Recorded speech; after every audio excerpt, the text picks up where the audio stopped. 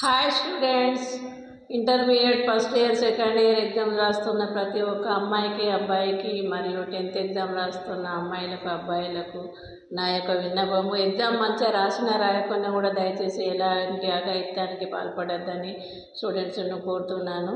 Pass అయినా fail అయినా కూడా గుండె ధైర్యంతో మళ్ళీ సప్లీలు రాసి పాస్ కాండి నాన్న.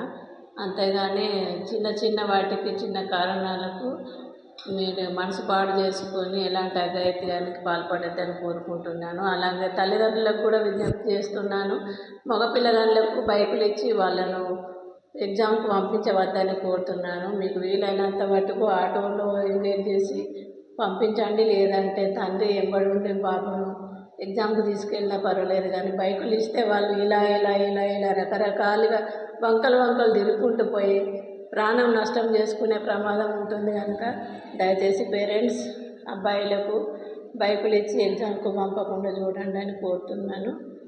అలాగే అమ్మాయిలు కూడా టైం దొరికింది కదా అని అటెళ్ళి ఇటెళ్ళి సందులలో బాయ్ ఫ్రెండ్స్ ఏమన్నా ఉంటే అబ్బాయిలు కానీ అమ్మాయిలు కానీ అలాంటి పనులు పిచ్చి పనులు చేయకుండా మంచి ఎగ్జామ్ మీద కాన్సంట్రేషన్ పెట్టి రాయండి.